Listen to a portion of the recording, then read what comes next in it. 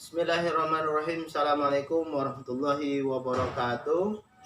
Mahasiswa sekalian yang berbahagia, baik pada pertemuan yang ke-6 ya. Hari ini pertemuan yang ke-6.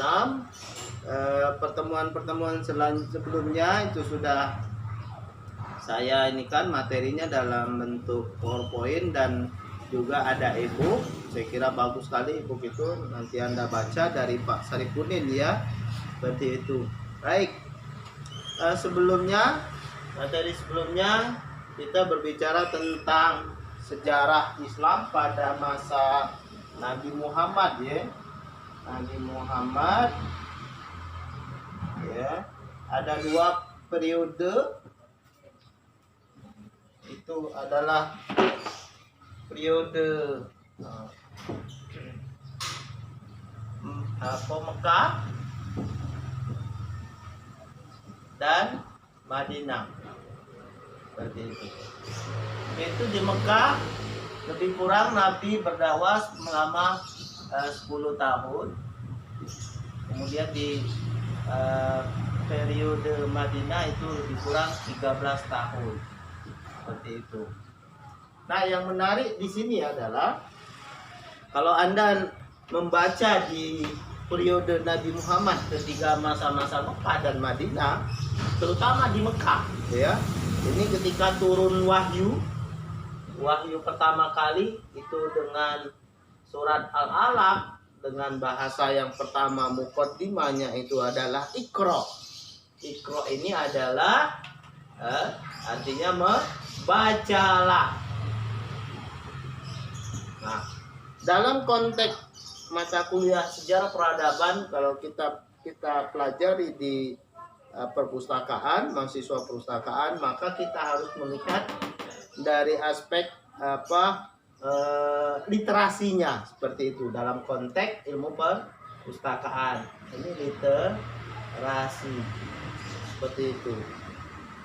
Nah, dari awal ketika turunnya Al-Quran dengan kata-kata bacalah, ini sebagai kata kunci, dan ini juga berhubungan dengan perpustakaan, seperti itu. Maka dalam hal ini mungkin Anda belajar di SMA atau di MAN ya, atau mungkin dulu juga dari MTS atau bahkan madrasah ibtidaiyah, tentu akan belajar sejarah peradaban Islam atau sejarah Islam, seperti itu. Nah, tapi konteksnya hanya dalam konteks sejarah. Nah, maka dalam pertemuan yang ke-6 kali ini saya mau mengajak Anda melihat sejarah peradaban Islam ini dalam konteks kepustakawanan, seperti itu. Dalam konteks kepustakawanan atau melihat dalam perspektif ilmu perpustakaan bagaimana, seperti itu. Contoh gini, ada sejarahnya begini. Jadi waktu itu Nabi Muhammad, kalau Anda baca di buku itunya ya, buku yang saya share e-book itu, bagaimana Nabi Muhammad menerima Iqra. Ini sudah dalam konteks bacalah, sudah literasi. Nabi Muhammad sebagaimana kita ketahui adalah Nabi yang ummi. Ummi itu tidak bisa membaca. Beda ya, ummi dengan bodoh beda ya. Tidak bisa membaca dengan ini beda. Ya, seperti itu. Itu beda. Seperti itu. Jadi Nabi Muhammad itu hanya tidak bisa membaca. Tapi hafalan beliau cerdas beliau gitu ya. Nabi Muhammad ini. Jadi bacalah. Ini sebuah kata-kata literasi. Orang tidak akan bisa literate kalau dia tidak membaca apapun, seperti itu. Informasi dan sebagainya harus kita baca, seperti itu, supaya kita literasi atau melek informasi, seperti itu. Inilah kunci melek informasi. Bersyukur kita umat Islam ya, Al-Quran diturunkan dengan kata-kata bacalah.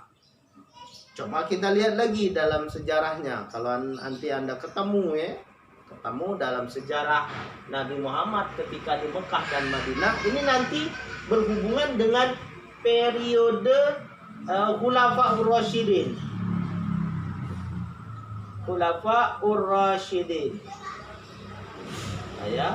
Seperti itu. Kemajuan-kemajuan yang dicapai oleh umat Islam pada 4 khalifah ini tidak terlepas dari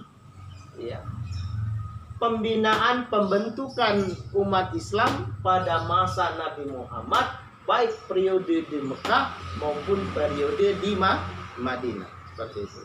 Kita ketahui melek informasi pada masyarakat Mekah yang dicanangkan oleh Nabi Muhammad adalah literasi ketauhidan namanya. Saya menyebutnya dengan literasi ketauhidan. Kenapa di literasi ketauhidan seperti itu? Karena pada masyarakat Mekah masih kebanyakan menyembah berhala. Maka ini harus kan mereka salah informasi gitu. Biar mereka melek informasi dalam ketauhidan, biar jangan salah, maka Nabi Muhammad menyebarkan dakwahnya itu dalam bentuk atau berhubungan dengan ketauhidan seperti itu. Maka turunlah ayat-ayat di sini itu tentang tauhid. Qul ya ayyuhal kafirun, hai katakanlah wahai orang-orang yang kafir. Ya, qul ya ayyuhal kafirun, la a'budu ma ta'budun, saya tidak akan menyembah Tuhan yang kau sembah. Seperti itu sudah kata-kata literasi seperti itu berhubungan dengan ketauhidan seperti itu. Nah, baru pada periode Madinah ini literasinya lagi tidak lagi secara tauhid. Kenapa? Bilangin aja. Jadi kenapa? Karena di sini tidak lagi berbicara tauhid. Karena sahabat-sahabat Nabi ketika ada di Mekah ini ketauhidannya sudah teruji gitu. Baru ketika di Madinah Nabi Muhammad melakukan literasinya dalam bentuk yang lain seperti itu. Di sini kebanyakan tentang muamalah atau bisa disebut dengan literasi sosial. Seperti itu. Sosial kemasyarakatan. Seperti itu. Jadi sosial kemasyarakatan di sini. Tidak lagi berbicara di sini tentang hukum dagang, bagaimana hukum fikih di sana, bagaimana cara jual beli, bagaimana ada perjanjian dan lain sebagainya. Ini berhubungan manusia dengan manusia. Tidak lagi berbicara tauhid, karena ini sudah mantap masyarakat. Nah, sebelum Nabi Muhammad melakukan literasi ketauhidan, maka Nabi Muhammad kalau kita baca dalam sejarah banyak sekali sahabat-sahabat Nabi ketika di Mekah ini juga buta huruf, tidak bisa membaca dan menulis. Tapi Nabi Muhammad SAW senantiasa membiasakan kepada para sahabatnya untuk menulis. Contoh, ketika turun wahyu, tidak lebih dari 60 orang sahabat Nabi SAW itu menulis Al-Quran. Nah, pada waktu itu Nabi Muhammad menganjurkan hanya boleh menulis Al-Quran saja, tidak boleh menulis selain Al-Quran. Seperti itu. Nah, tapi kebiasaan menulis ini sudah dibiasakan pada masa Nabi seperti itu. Nah, ini juga literasi. Jadi membaca dan menulis sebuah kaitan hubungan yang tidak terlepas seperti itu dalam dunia kepustakawanan kita seperti itu, ya. Jadi baik, kita lanjut di sini bahwa ada lagi cerita mungkin ketika Nabi Muhammad SAW dan umat Islam menang perang dengan orang kafir. Ada tawanan kan? Nah, lebih kurang ada tawanan waktu itu. Nah, Nabi Muhammad tidak menghukum orang yang ditawan tadi, tidak dipenggal atau apa, tidak, tapi ditanyai, kamu bisa apa? Mereka bisa menulis dan nah, tolong kau ajarkan umat Islam membaca dan menulis. Maka umat Islam banyak sekali mereka pandai sekali dengan bahasa Persia dan lain sebagainya. Udah aku lagi ngaca. Sudah diem sudah. Woi, Bilangin aja, Bil. Baik, kita lanjut ke sini lagi ya. Jadi itu saya kira sangat penting gitu. Jadi Nabi Muhammad SAW mereka, nah tidak kurang yang menulis Al-Quran itu banyak sekali sahabat yang bisa menulis seperti itu. Dari ini seperti itu. Nah, ketika pada masa Khulafaur Rasyidin Al-Quran itu kembali dibukukan seperti itu. Nah, silakan Anda baca pada masa siapa ya. Ada yang kita kenal dengan Mushaf Utsmani. Nah, Mushaf Utsmani inilah pada masa Utsman bin Affan ya, Al-Quran itu dibukukan lagi seperti itu. Ya, inilah usaha pada masa Utsman seperti itu. Nah, jadi banyak hal-hal yang terjadi pada masa ini Khulafaur Rasyidin. Umat Islam tidak lagi buta huruf seperti itu. Mereka pandai bahasa Persia dan bahasa-bahasa yang lainnya seperti itu. Sehingga nantinya setelah masa Khulafaur Rasyidin banyak sekali buku-buku dari luar di mana peradaban filsafat di dunia barat itu mandek. Ya, mandek.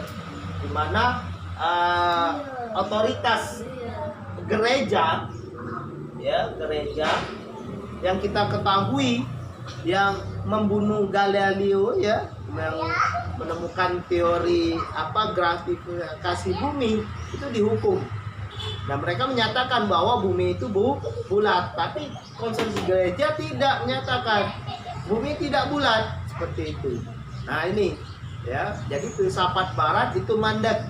Nah, itu diteruskan oleh siapa? Oleh ya ilmuwan-ilmuwan muslim yang kita kenal, filsafat Ibnu Sina, ahli filosof ya, yang terkenal dalam dunia Islam seperti itu. Ini kelanjutannya. Nah, itu didasari dengan kegiatan yang sederhana sekali, yaitu dengan membaca atau melek informasi seperti itu. Nah, silakan saya tugaskan Anda, coba Anda lihat, baca kembali bukunya, buku ini, dan Anda meringkas atau membuat semacam esai ya, semacam esai dalam rentang sejarah Nabi Muhammad, Islam Nabi Muhammad sampai kepada Khulafaur Rasyidin yang berhubungan dengan ilmu perpustakaan ya, baik membaca, menulis dan lain sebagainya ya, seperti itu. Silakan nanti Anda ambil satu topiknya saja seperti itu. Mungkin ini saja pertemuan kita yang ke-6 kali ini yang bisa saya sampaikan. Assalamualaikum warahmatullahi wabarakatuh.